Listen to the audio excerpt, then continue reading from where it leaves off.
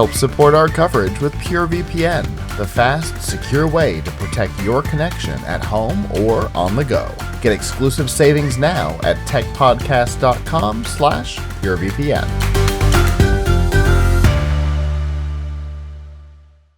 And we have Brandy Jackson. Brandy, how are you? I'm good. How Don are you Bain, today? nice to meet you. Thank you Good to for meet joining you us too. today. Absolutely. What do you bring us?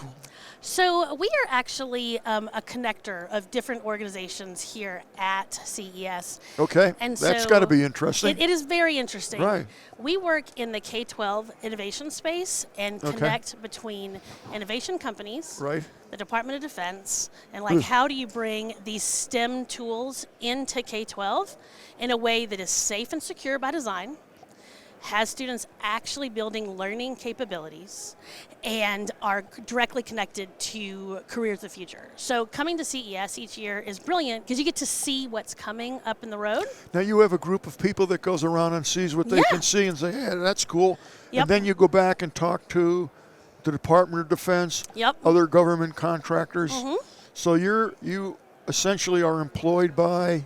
We're grant funded, so we're largely funded by the National Science Foundation. Okay. So the National Science Foundation does some awesome things, like how does education work, and how through the SBIR program, how do new products get built, right? You put forth a proposal, the National Science Foundation says, I think this is a great investment, do it.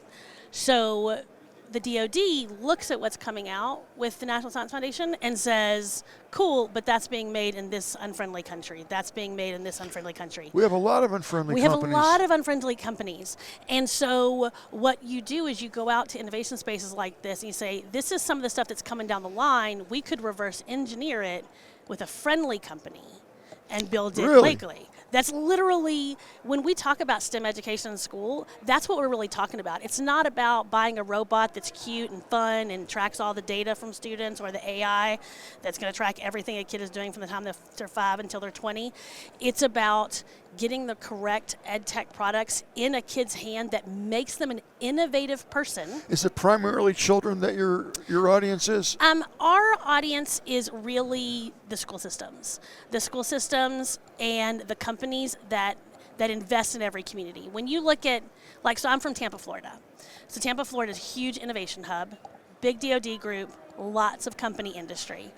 7th largest school district in the United States. Lots of people come to Hillsborough County because they want to test some product.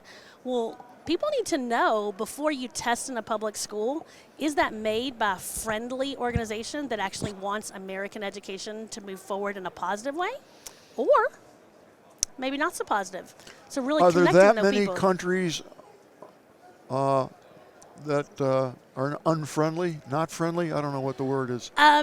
So there is a pretty significant concern that every piece of tech that you bring into your home, like recently, a couple years ago, we figured out that child pornography rings were running off of unsecured smart devices in people's home, like commercial grade things that you could buy from anywhere. Well, don't forget the pornography is what funded the internet. Exactly. People don't realize that, but they got the money, and that really pushed the development of it financially. Exactly. Big time. Big time. And then when you look at countries that make a lot of money off of manufacturing, and you have good actors in those countries, and you have bad actors in those countries. A lot of bad actors. And that becomes an issue. One of the biggest things we've had is that we've let our manufacturing go to one country, we've let our coding go to several countries, and then said, okay, here in America, we're going to cybersecurity it afterwards. You can't cybersecurity that. That's not possible. I feel we're one of the worst at cybersecurity in the world. I mean, that's just my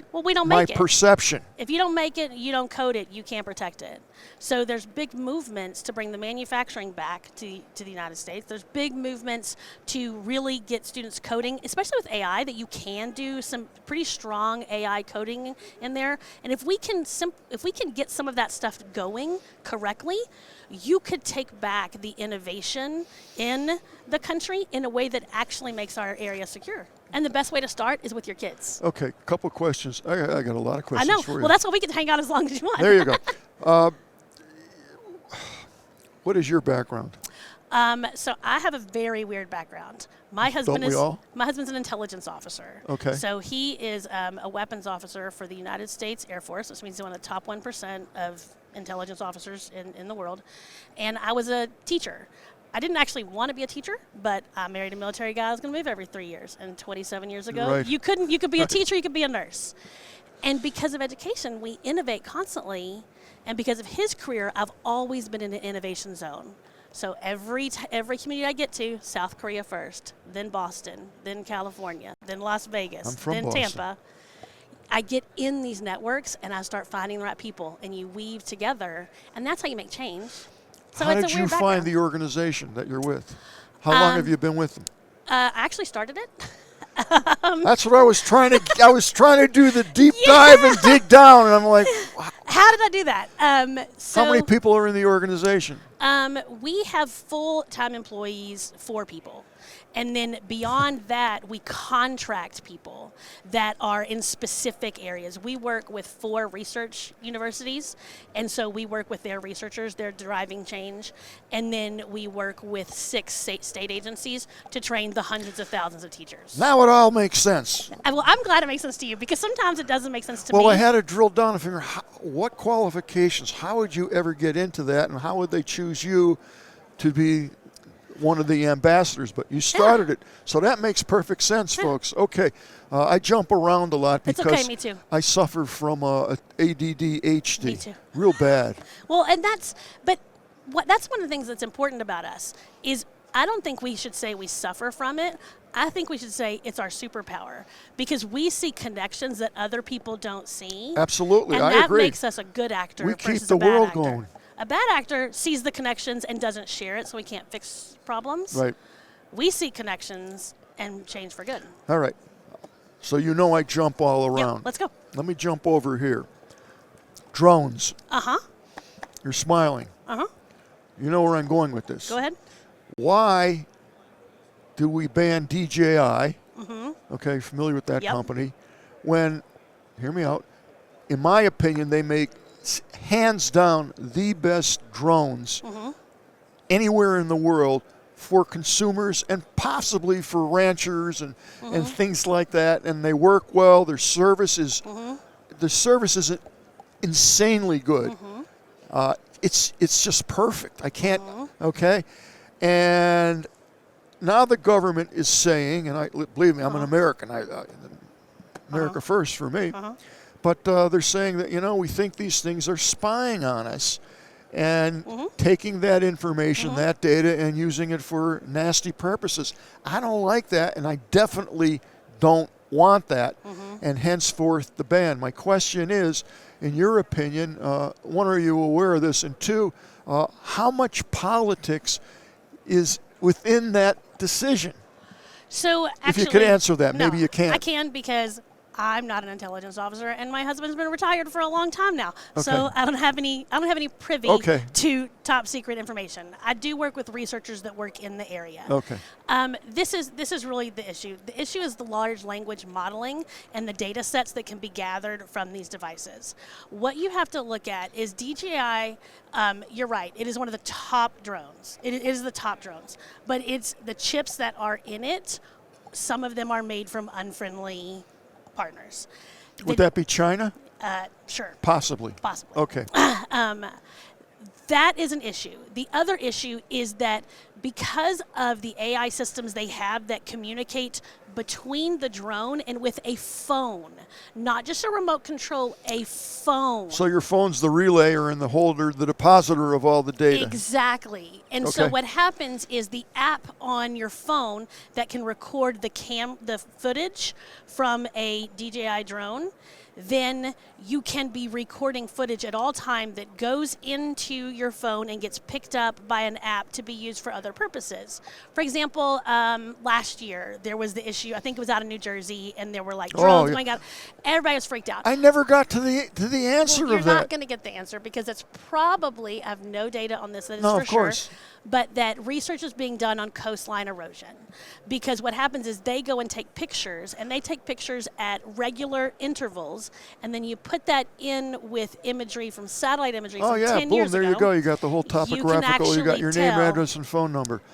It's not just that. You can actually now model out the erosion of the land, and for real estate purposes, it's not safe to build here. Builders don't buy this information. Okay, for an unfriendly nation, it will tell you exactly where, if you were going to do something far more dangerous with a large-scale drone, where would you go?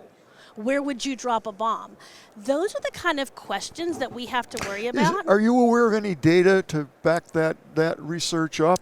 So, because I haven't seen anything that I can say, yeah, I get it. Yep. I understand philosophically, and there's no argument. But I'm just trying to get my hands on, is it real? Or is it political?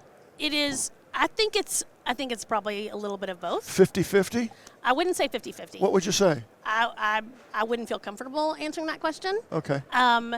But I would say that what you have to recognize is that when we are talking about infrastructure in our country, U.S. infrastructure, that has not been well invested in for, about 40 years, there are specific areas that are starting to crumble.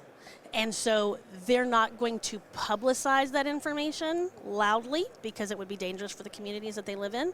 They're going to gather that data and put it into some secured areas to figure out where can we invest. Why are we so far behind? I mean, in my opinion, we're like babies in this field. I don't actually know the answer to that question. I think the answers to that question are probably highly political. And, when I come here, I don't really look at coming here as a political move. Of course not. As much as looking at there are strong innovations. And there's so many innovations here. It is very easy to say, look over here, this is shiny. Look over here, this is shiny, and not pay attention to what's really happening. And so when you're looking at all these items and how you're bringing stuff in, you have to really do projections out of what could be good and what could be bad. Okay, you're walking around just like I am here. What strikes your fancy? What are you looking for? So I am looking for a lot of things. It depends on the hat I'm wearing, which contractor I'm working with. This last 2 years, we've been working a lot with ServiceNow, who is building a partnership with NVIDIA, who is also building a partnership with one of our biggest research institutions. And so I'm looking... So they hire you, essentially, your organization, to literally bring them new technologies or things that would be interesting to invest in, or it's not. I don't bring new technology. What I do is bring the idea down to K-12 students where they become the innovators themselves. Okay. You do innovation challenges like the Shark Tank pitches. I take a corporate level Shark Tank pitch and bring it to high school students because we can show how if you can become an innovator at a high school age, you're an innovator long term. So my favorite place in all of CES is Eureka Park. Literally, you could sit me in Eureka Park for 5 days. Because you see the teeny tiny companies there that get no exposure. Yep. And they're stuck in a little hallway there. I don't mean to be mean about it. But boy, you walk through there, you find stuff you couldn't even imagine. You couldn't imagine it. And then what you see, if you come here long enough, you'll see someone go from Eureka Park to the next level up, and then you'll see them get purchased by a bigger company, and then one day they might be over here. I want to show our students that pathway exists for them here in our country. I also like to go down to Eureka Park and show how big Italy's section is, how big France's section is, how big South Korea's section is. That, shockingly enough, there doesn't seem to be a whole lot of places saying this is the Chinese group, but when you go and ask everybody a question, they're like, oh, it's manufactured in China. Without question. So looking at how you do that. And that's my favorite part of coming here. Okay. And then I take that hat off. Well, someday I've got to walk Eureka Park. We'll walk together. It'll be fun. Yeah, now, I used to be, in my former life, a college professor for many moons and sunrises. So I'm always fascinated about this, and one of my pet peeves is trying to get young kids interested in something. I mean, well, that's the biggest thing. We have a problem right now with, and that's why I go and I film young people that are 20 years old, and they always say, oh, I started when I was 13, I started when I was 14. So I gather these little tiny interviews with them, and what they say is they started young, and I share that back with our stakeholders. But what is so exciting about all of it is that every kid can see they could make something that could be something positive that could change the world, and we can do that. Well, you serve a very good purpose in life, and I appreciate very much what you do. I wish there was more of you. Well, that's what we're here for, because we're scouting outliers. So if anyone is interested in being part of our team and wants to bring innovation to their community, you'll have our information. Well, how do they get in touch with you? My email is brandy@AECERN, AECERN. That's the name of the parent company. Okay. And if you want to just take the resources we build, you can go get a teacher account at Scoutlier.com. Okay. And you can literally join the research and innovation projects that we build coming straight out of CES. Excellent. Anywhere, and it's free for teachers and community leaders. Make sure Enza has your card. We'll keep in will. touch. Thank you so much. So nice to meet you. I enjoyed it. Thanks. It. It was a lot of fun. Hi, Good. friends. Good for you. Let me know what you find. I will.